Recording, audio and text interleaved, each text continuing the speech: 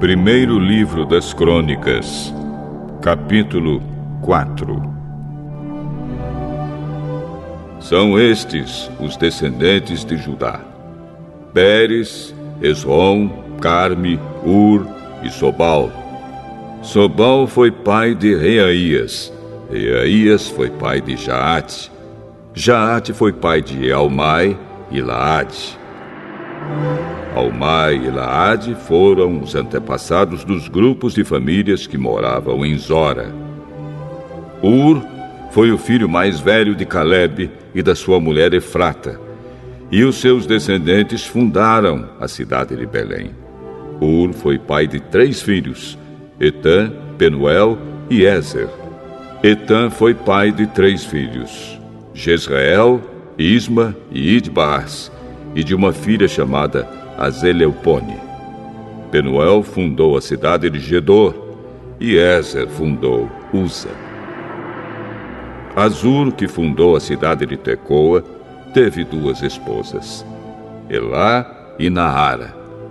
Ele e Naara tiveram 4 filhos, Auzã, Éfer, Temene e Astare. Azur e Elá tiveram 3 filhos, Zerete, Izar e Etna. Cós foi pai de Anube e Zobeba, e foi o antepassado dos grupos e famílias que descendem de Acarel, filho de Arum. Houve um homem chamado Jabes, que foi a pessoa mais respeitada da sua família. A sua mãe pôs nele o nome de Jabes, porque ela havia sofrido muito durante o parto. Mas Jabes orou assim ao Deus de Israel: Ó Deus, abençoa-me e dá-me muitas terras. Fica comigo e livra-me de qualquer coisa que possa me causar dor. E Deus atendeu a sua oração. Quelube, irmão de Suá, foi pai de um filho chamado Meir. Meir foi pai de Estom. E Estom foi pai de 3 filhos, Bet-Rafa, Pazéia e Teína. Teína foi o fundador da cidade de Naás. Os descendentes deles moravam em Reca. Kenaz foi pai de 2 filhos, Otoniel e Seraías. Otoniel também foi pai de 2 filhos, Atate e Meonotai. Meonotai foi pai de Ofrá. Seraías foi pai de Joabe, o fundador do Vale dos Artesãos, onde todos os homens faziam trabalhos de artesanato. Caleb, filho de Jefoné, foi pai de 3 filhos, Iro, Elá e Naã. E Elá foi pai de Kenaz. Jealelel foi pai de 4 filhos, Zife, Zifa, Tiria e Azareel. Esdras foi pai de 4 filhos, Jeter, Mered, Éfer e Jalom. Mered casou com Bitia, que era filha do rei do Egito, e eles tiveram uma filha chamada Miriam e 2 filhos, Samai e Isba. Isba fundou a cidade de Estemoa. Mered também casou com uma mulher da tribo de Judá, e eles tiveram 3 filhos, Gered, que fundou a cidade de Gedor, Eber, que fundou Socó, e Jecutiel, que fundou Zanoa. Odias casou com a irmã de Naã. Os seus descendentes fundaram um grupo de famílias de Garmi, que morava na cidade de Keila, e o grupo de famílias de Maacá, que morava em Estemoa. Simão foi pai de 4 filhos, Amnon, Rina, Ben-Anã e Tilom. Ize foi pai de 2 filhos, Zoete e Ben-Zoete. Selá foi um dos filhos de Judá. Um dos descendentes de Selá foi que fundou a cidade de Leca. Outro foi Lada, que fundou Maressa. Selá foi também o antepassado dos grupos de famílias que teciam linho e que moravam na cidade de Bet-Asbeia. Foi também o antepassado de Joaquim e do povo que morava na cidade de Cozeba. E também de Joás e Sarafe, que casaram com mulheres moabitas e ficaram morando em Belém. Estes registros são antigos. Eles eram oleiros que trabalhavam para o rei e moravam nas cidades de Netaim e Gedera. Simão foi pai de 5 filhos: Nemuel, Jamim, Jaribe, Zera e Saul. Saul foi pai de Salum. Salum foi pai de Mibsão.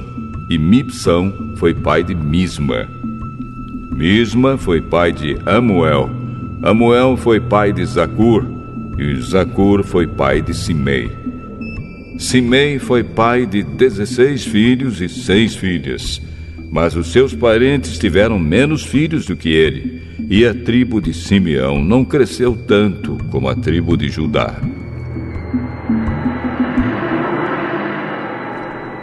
Até o tempo do rei Davi, os descendentes de Simeão moravam nas seguintes cidades: Berseba, Molada, Azar-Sual, Bila, Ezem, Tolade, Betuel, Orma, Ziclag, Bet-Marcabote, Azar-Suzim, Bet-Biri e Saaraim. Eles também moravam em mais 5 cidades: Etã, Aim, Rimon, Toquém e Azã, e nos povoados que ficavam ao seu redor, até a cidade de Baal. São essas as suas famílias e os lugares onde moravam. São estes os chefes dos seus grupos e famílias: Mesobabe, Janleque, Josa, filho de Amazias; Joel, Jeú, filho de Josibias, neto de Seraías e bisneto de Aziel; Elioenai, Jacobá, Jezoaías, Asaías, Adiel, Gesimiel, Benaías, Ziza, filho de Sife, neto de Alom, bisneto de Gedaías, trineto de Sinri e tetraneto de Samaías. As suas famílias continuaram a aumentar, e por isso eles se espalharam para o oeste quase até Gerar, e levaram as suas ovelhas para pastar no lado leste do vale, onde fica aquela cidade. Ali, eles acharam muitas pastagens num pedaço de terra espaçosa, tranquila e cheia de paz. Os descendentes de Cã haviam morado ali antes. No tempo do rei Ezequias de Judá, os homens cujos nomes acabamos de mencionar foram até Gerar e destruíram as barracas e cabanas do povo que morava ali. Eles expulsaram o povo e ficaram morando em Gerar, porque ali havia bastante pasto para suas ovelhas. 500 homens da tribo de Simeão foram para Edom, na direção leste. Os seus chefes eram os filhos de Izi: Pelatias, Nearias, Refaías e Uziel. Eles mataram os amalequitas que haviam escapado com vida e estão morando ali até hoje.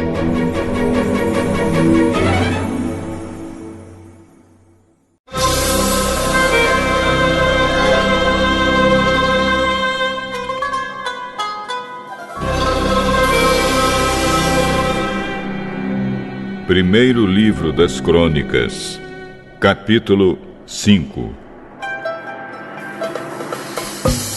São estes os descendentes de Ruben, o filho mais velho de Jacó. Por ter tido relações com uma concubina do seu pai, Ruben havia perdido os direitos que eram dele como filho mais velho. Esses direitos foram dados a José. Foi a tribo de Judá que de fato se tornou a mais forte, e dela saiu um governador para todas as tribos. Ruben, o filho mais velho de Jacó, foi pai de 4 filhos: Enoque, Palu, Esrom e Carme. Joel foi pai de Semaías. Semaías foi pai de Gog. Gog foi pai de Simei. Simei foi pai de Mica. Mica foi pai de Reaías. Reaías foi pai de Baal. Baal foi pai de Beera. Beera, o chefe da tribo, foi levado como prisioneiro por Tiglat-Pileser, rei da Assíria.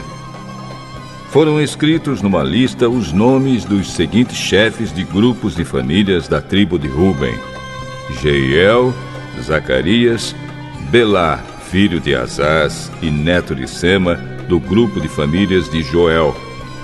Esse grupo de famílias morava em Aroer e na região que ia para o norte até Nebo e Baal-Meon. Eles tinham grandes rebanhos na terra de Gileade e por isso ocuparam a terra na direção leste até o deserto que termina no rio Eufrates. No tempo do rei Saul, a tribo de Ruben atacou e matou os Agaritas e ocupou a terra deles na parte leste de Gileade. A tribo de Gade morou ao norte das terras da tribo de Ruben, na região de Bazã, até Salca, no leste. Joel foi o fundador do principal grupo de famílias, e Safã foi o fundador do segundo mais importante grupo de famílias. Janá e Safate foram fundadores de outros grupos de famílias em Bazã. Os outros membros da tribo pertenciam aos seguintes 7 grupos de famílias: Micael, Mesulã, Seba, Jorai, Jacã, Zia e Eber. Eles eram descendentes de Abiail, filho de Uri, filho de Jaroa, filho de Gileade, filho de Micael, filho de Jesizai, filho de Jado, filho de Bus. Aí, filho de Abdiel e neto de Guni, era o chefe desses grupos de famílias. Eles moravam nas regiões de Bazã e de Gileade, nas cidades dali e por todas as terras de pastagens de Saron. Estes registros foram feitos no tempo do rei Jotão, de Judá, e do rei Jeroboão de Israel. Nas tribos de Ruben, de Gade e de Manassés do leste, havia 44.760 soldados bem treinados no uso de escudos, espadas e arco e flechas. Eles fizeram guerra contra as tribos agaritas de Getur, Nafis e Nodab. Pediram a ajuda de Deus e confiaram nele. E por isso ele respondeu às suas orações e lhes deu a vitória sobre os agaritas e os seus aliados. Eles tomaram dos inimigos 50.000 camelos, 250.000 ovelhas e 2.000 jumentos, e levaram 100.000 prisioneiros de guerra. Mataram muitos inimigos, porque a guerra era da vontade de Deus. E ficaram morando naquela região até a época em que o povo foi levado como prisioneiro para fora da sua terra. O povo de Manassés do leste ficou morando na região de Bazã, até as cidades de Baal, Hermon e Senir, e o monte Hermon, no norte. Eles aumentaram muito em número. Estes foram os chefes dos seus grupos e famílias: Éfer, Ize, Eliel, Azriel, Jeremias, Odavias e Jadiel. Todos eram soldados valentes e chefes famosos dos seus grupos de famílias. Mas o povo não foi fiel ao Deus dos seus antepassados e o abandonou para adorar os deuses das nações que Deus havia expulsado da terra. Por isso, Deus fez com que Pul, rei da Assíria, que também era conhecido como Tiglat-Pileser, invadisse a terra deles. Ele levou embora as tribos de Ruben, de Gade e de Manassés do leste, e as fez morar nas cidades de Ala, Abor e Ara, e na beira do rio Gozã, onde estão até hoje.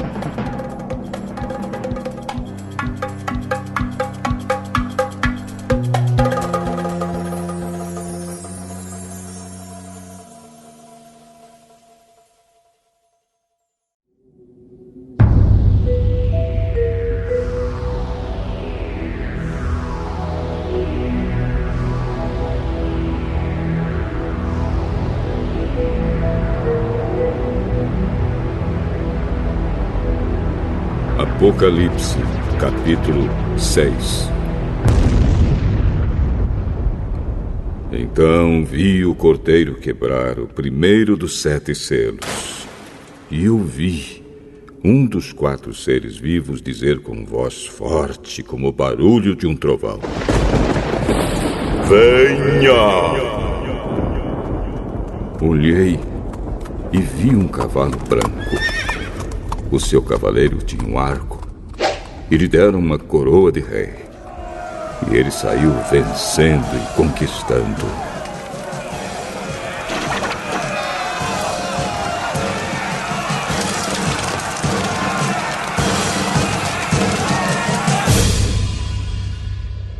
Depois o cordeiro quebrou o segundo selo.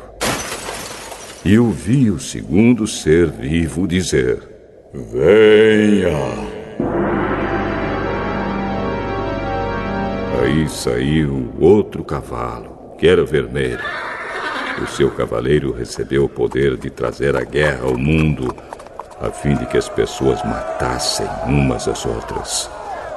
E ele recebeu uma grande espada.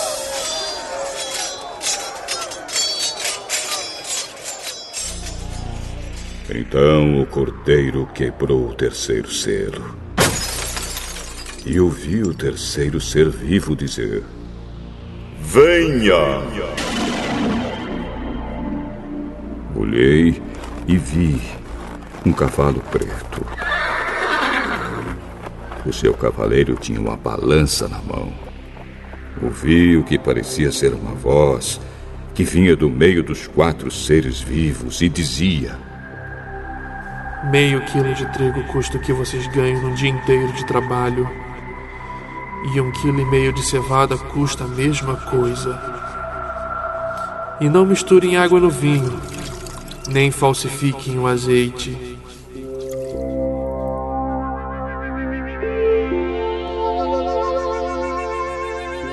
Depois, o cordeiro quebrou o 4º selo. E eu vi o 4º ser vivo dizer: Venha! Olhei e vi um cavalo amarelo. O seu cavaleiro se chamava Morte. E o mundo dos mortos o seguia. Estes receberam poder sobre a 4ª parte da terra, para matar por meio de guerras, fome, doenças e animais selvagens.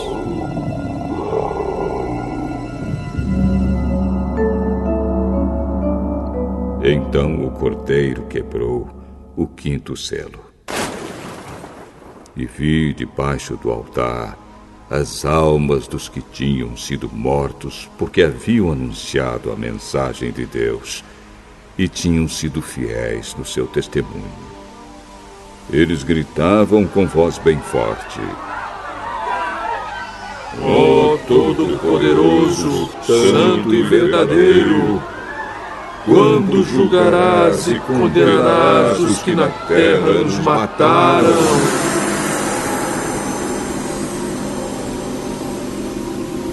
Cada um deles recebeu uma roupa branca. E foi dito a eles que descansassem um pouco mais, até que se completasse o número dos seus companheiros no trabalho de Cristo, que eram seus irmãos, e que iam ser mortos como eles tinham sido.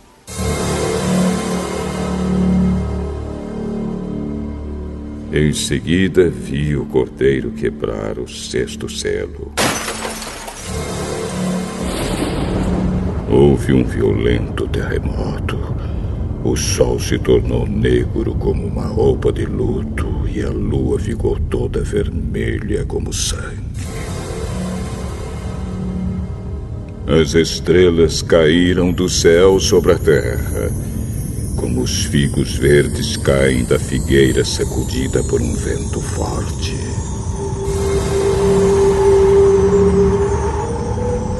O céu desapareceu como um rolo de papel que se enrola de novo, e todos os montes e ilhas foram tirados dos seus lugares.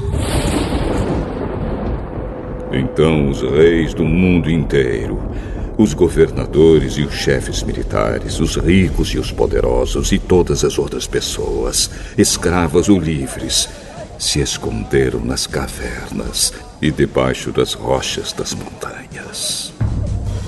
E gritavam para os montes e para as rochas: caiam sobre nós e nos escondam dos olhos daquele que está sentado no trono e nos protejam da ira do Cordeiro, pois já chegou o grande dia da ira deles, e quem poderá aguentá-la?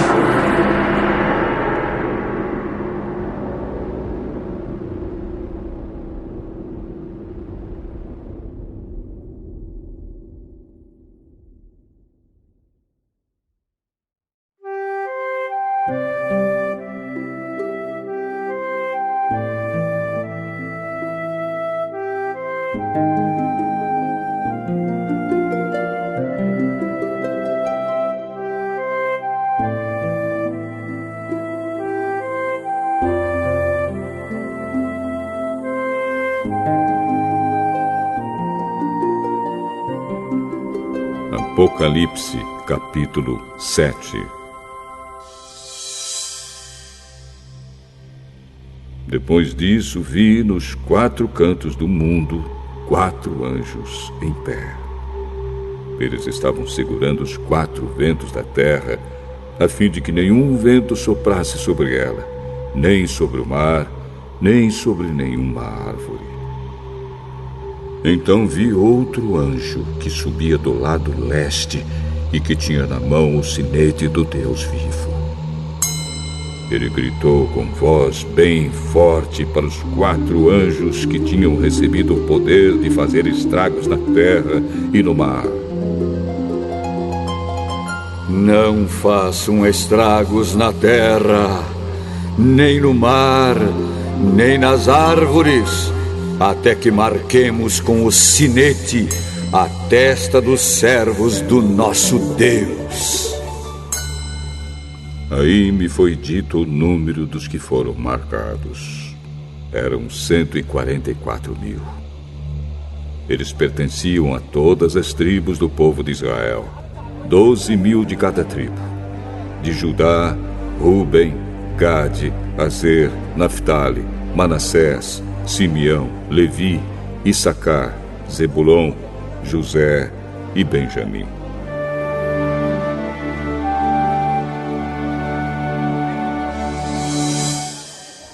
Depois disso olhei e vi uma multidão tão grande que ninguém podia contar. Eram de todas as nações, tribos, raças e línguas.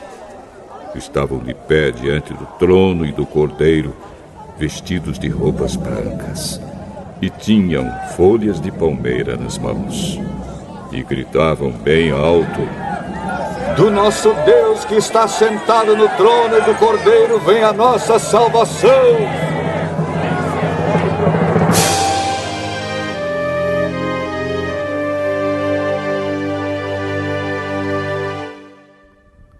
Todos os anjos estavam de pé em volta do trono, dos líderes e dos 4 seres vivos. Então eles se jogaram diante do trono, encostaram o rosto no chão e adoraram a Deus, dizendo: Amém. Ao nosso Deus pertencem para todo sempre o louvor, a glória, a sabedoria, a gratidão, a honra, o poder e a força. Amém. Um dos líderes me perguntou: quem são estes que estão vestidos de branco? De onde foi que vieram? Eu não sei. O Senhor sabe, respondi. Então ele me disse: estes são os que atravessaram sãos e salvos a grande perseguição. São as pessoas que lavaram as suas roupas no sangue do Cordeiro, e elas ficaram brancas. É por isso que essas pessoas estão de pé diante do trono de Deus e o servem de dia e de noite no seu templo. E aquele que está sentado no trono as protegerá com a sua presença. Elas nunca mais terão fome nem sede. Nem o sol nem qualquer outro calor forte as castigará. Pois o Cordeiro que está no meio do trono será o pastor dessas pessoas e as guiará para as fontes das águas da vida. E Deus enxugará todas as lágrimas dos olhos delas.